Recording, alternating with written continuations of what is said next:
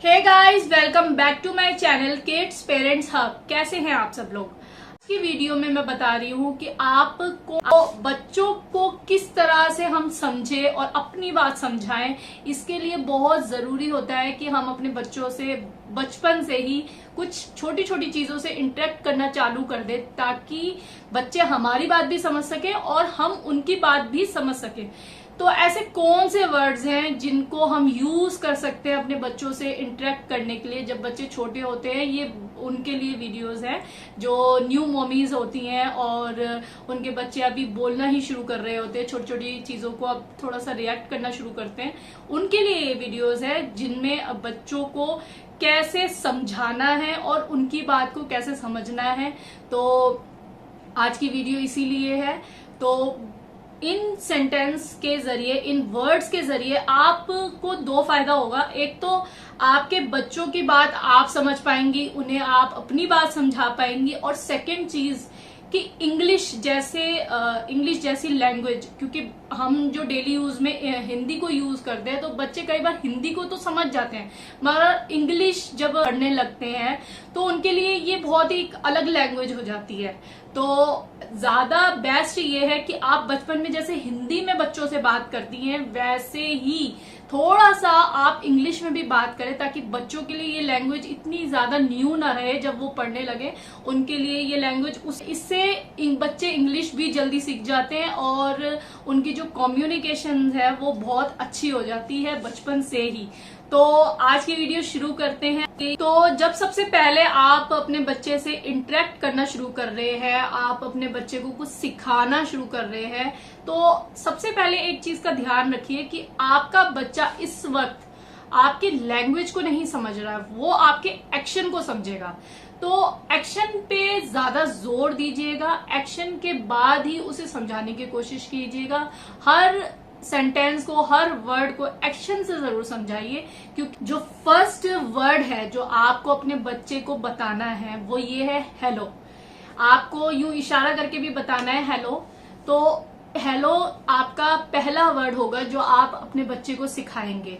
आप उसे हैंडशेक करना सिखाएंगे और हैंडशेक करने के साथ साथ आप उसे हेलो बोलना सिखाएंगे, या आप हेलो जब बोलेंगी तो वो आपको रिएक्ट देगा, क्योंकि जब वो समझ जाएगा कि आप उसे क्या समझा रही हैं तो वो जरूर रिएक्ट करेगा। तो फर्स्ट वर्ड है हेलो। सेकंड वर्ड है बाय। ठीक है, ये दोनों, हेलो का आप हैंडशेक सिखा सकते हैं और सेकंड वर्ड में आप बाय सिखा सकती हैं। तो आप एक्शन का जरूर यूज करिए। दोनों एक्शन एक जैसे हैं, मगर हेलो और बाय दोनों के बीच में जो डिफरेंस है वो बच्चे को धीरे धीरे समझ आ ही जाएगा जब आप उसको समझाएंगी। थर्ड वर्ड है कम हेयर। कम हेयर का मतलब क्या होता है? इधर आओ। जैसे बच्चे अगर इधर उधर होते हैं तो आप कम हेयर करके बोल सकते हैं, इशारा करके बोल सकते हैं। ना वो कम हेयर को ना भी अगर समझेंगे तो कम से कम आपके इशारे को समझेंगे कि आप उसे बुला रहे हैं। तो वो गो देयर, गो देयर से आप इशारा बताएंगे और वो समझेगा कि गो देयर का क्या मतलब होता है। गो देयर का मतलब होता है वहां जाओ। तो जो ये इशारा है उससे वो समझेगा कि गो मतलब जाना और देयर मतलब वहां, तो वो इस चीज को भी समझेगा। तो 4 आपको मैंने वर्ड्स बताए हैं। फिफ्थ वर्ड है don't do. Don't do, don't do का मतलब है मत करो। तो इसका क्या मतलब हुआ? आप अपने बच्चे को, जैसे कई बार बच्चे ऐसा कोई काम कर रहे होते हैं जो आप कहते हैं कि नहीं करना नहीं करना, तो आप जब उसे इशारे में ऐसे ऐसे करके बताएंगे तो वो डोंट डू का मतलब भी समझेगा। डोंट डू आप जरूर बोले उसे, ताकि बच्चे को ये समझ आ जाए कि ये काम उसे नहीं करना जो वो अभी इस वक्त कर रहा है। उसके बाद आपका वर्ड है throw it. Throw it, throw it, throw it. Throw it का मतलब क्या हुआ कि जो भी चीज उसने पकड़ी हुई है उसे फेंक दो, उसे फेंक दो। तो ये जो एक्शंस मैं आपको बता रही हूँ, ये एक्शंस जो होते हैं वो बच्चों को बहुत इजीली कैच हो जाते हैं बजाय लैंग्वेज के, क्योंकि लैंग्वेज उन्हें देर से समझ आएगी, मगर जो ये एक्शंस हैं ये बहुत इजीली बच्चे कैच करेंगे। तो थ्रो इट का मतलब हुआ फेंक दो। तो बच्चा समझेगा कि उसके पास जो चीज है वो उसे फेंकनी है। इसके अलावा वर्ड है sit down. Sit down, sit down में आपने उसे ये इशारा दे दिया सिट डाउन। सिट डाउन का मतलब क्या होता है कि बैठ जाओ। तो जब भी बच्चों को आपको बैठने के लिए कहना होगा तो आप आराम से यूं कहेंगे तो उस बच्चे को समझ जाएगा कि सिट डाउन, या आप खड़े होकर बैठ के दिखा सकती हैं उसे कि सिट डाउन का मतलब ये होता है। तो देखिए इस तरह से आप अपने बच्चों को समझाएंगी तो देखिए आपका बच्चा बहुत इजीली बचपन से ही इन सारे छोटे छोटे वर्ड्स को सीख जाएगा। उसके लिए इंग्लिश भी इतनी ज्यादा मुश्किल नहीं रहेगी। जब वो इंग्लिश एक्चुअल में सीखेगा, जिस एज में जाके सीखेगा, उसके लिए इंग्लिश इतनी मुश्किल नहीं होगी, क्योंकि आपने बचपन से ही उसको थोड़ी सी इंग्लिश में इंटरेक्शन शुरू कर दिया है, जो उसके लिए आगे आने वाले वक्त में काम आने वाले हैं। तो चलिए, सिट डाउन हो गया। इसके बाद है स्टैंड अप। स्टैंड अप में आप खड़े होके दिखा सकती हैं, जिसका मतलब ये वो समझ जाएगा कि खड़े होना है।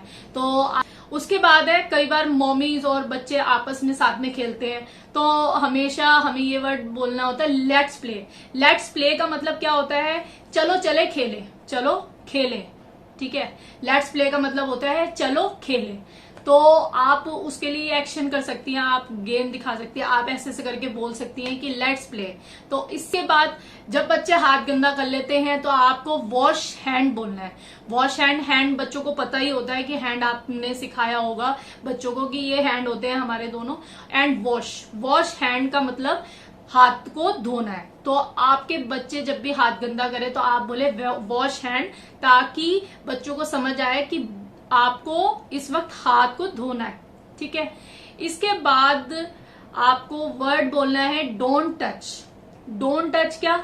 जैसे कई बार बच्चे स्विच में हाथ दे रहे होते हैं या ऐसी कहीं भी जगह हाथ दे रहे हैं जहां उन्हें टच नहीं करना चाहिए, जो चीज उसे नहीं छूनी है उसे आप डोंट टच बोलेंगे। ये सारे जो वर्ड्स हैं वो बहुत ही ज्यादा यूज होते हैं आपकी डेली लाइफ में, डेली यूज में। तो आप जब ये चीजें यूज करती हैं तो देखिए आप बच्चों के अंदर कितना जल्दी बच्चों को आपकी बात समझ आती है। आपके बच्चे वो एक्शन कैच करते हैं जो एक्शन में आपने इन वर्ड्स को उसे समझाया होता है। उसके बाद कई बार बच्चे बहुत ज्यादा बोल रहे होते हैं और बच्चों को चुप कराना चाहती हैं, तो आप हमेशा उनको इस वाले एक्शन से समझाइए, कीप क्वाइट, कीप क्वाइट। तो कीप क्वाइट से उनको समझ आ जाएगा कि अब हमें मुंह नहीं खोलना है, तो मुंह बंद करना है। तो इससे बच्चे आपके कीप क्वाइट का मतलब समझ जाएंगे कि अब हमें कुछ नहीं बोलना है। इसके बाद है टेक बाथ, जो कि आप रोज यूज करेंगे जब आप बच्चों को नहाने के लिए ले जा रहे हैं। तो आप होल्ड इट, होल्ड इट का मतलब कोई चीज को पकड़ना। तो आप ये चीज सिखा सकती है, ये एक्शन करके दिखा सकती है, होल्ड इट मतलब कोई चीज पकड़ो। ठीक है, तो लास्ट वर्ड लेंगे। लास्ट वर्ड है आपका क्लैप। आप अपने बच्चे को क्लैप करना सिखाएं और क्लैप बोलना सिखाएं, ताकि जब भी आप क्लैप करके बोले तो बच्चा समझ जाए कि अब उसे क्लैपिंग करनी है। देखा आपने कितने छोटे छोटे वर्ड्स हैं जिससे आप अपने बच्चे से बहुत इजीली इंटरेक्ट कर सकते हैं। आपका बच्चा आपके एक्शंस के थ्रू ही आपकी बात समझ जाएगा और आपको अपनी बात समझा भी पाएगा। तो कैसी लगी आज की वीडियो? न्यू मॉमीज के लिए बहुत हेल्पफुल होने वाली है ये वीडियो। अगर वीडियो अच्छी लगी हो तो लाइक कीजिए, मेरे चैनल को सब्सक्राइब कीजिए और उन न्यू मॉमीज के साथ ये वीडियो को शेयर कीजिए। Thanks for watching.